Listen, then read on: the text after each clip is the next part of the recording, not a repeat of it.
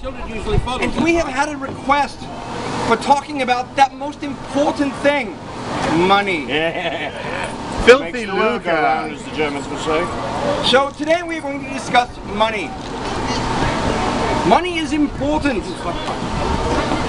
Money and trade, particularly, are very, very important. Commerce of any type.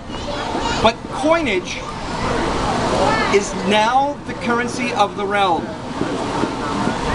It is very different in our time than it is in yours. By the way, those of you in the yeomanry class and below, chances are you will not see very many coin in your lifetime, because you primarily deal with barter, which is the trade of one good or service for another. But you pay your taxes, fees, and fines in coin. And because of that, it is important that you understand it, understand the counting of it, the mathematics of it, and quite frankly, how to get it, because you're going to need it to pay taxes. Take it away, Owen.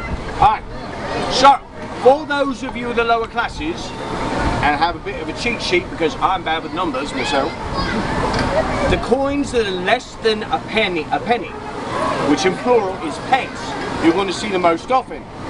The farthing is the lowest of our coins in 1533. That is a quarter of a penny. 1/4 the value of a penny. It comes from the phrase, from the phrase a fourth part of something, a farthing. Fourthing.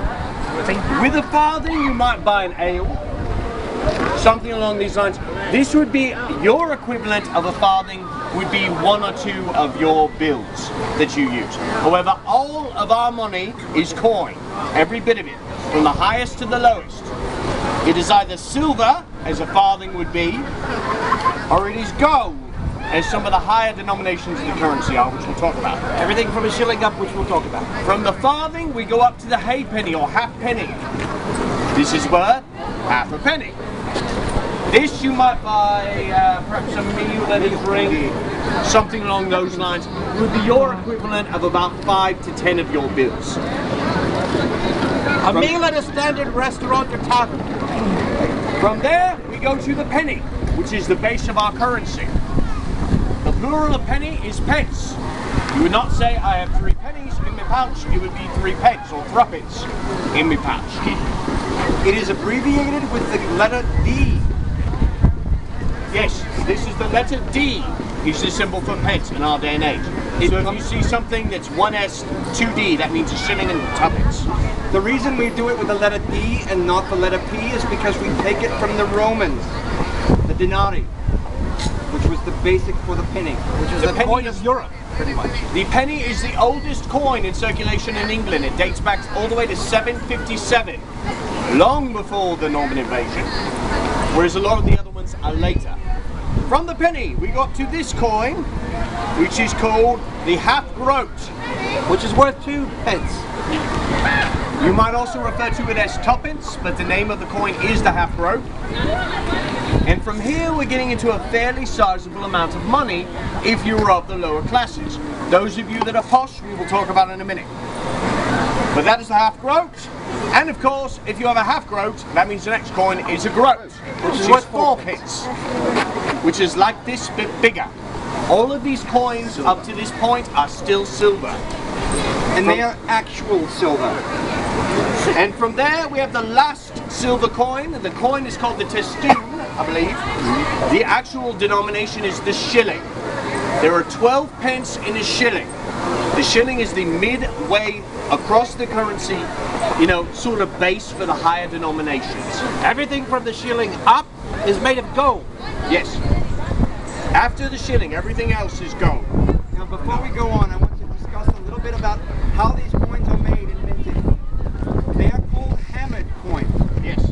Because what they do is they take a small bit of silver of the appropriate weight and they put it on a set of dies.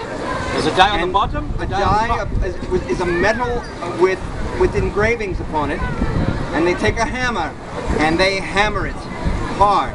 If you would like to see an example of this, over in Pecan Grove, right as you cross the Free Bridge, after you pass the elephants, after you pass the Privy, there is a minter, the Royal Mint. You can see an example of how these coins are made. And if you look at our coins, as this an actual half angel of Henry VIII's reign would look like, they're not entirely round for that very reason. Because I mean, they're generally round. Yes. But they're not perfect like your coins are. Because they're not minted and molded. They're They are also, hammered out. they also tend to be a bit flatter than a lot of your coins are as well. Not necessarily, but thinner.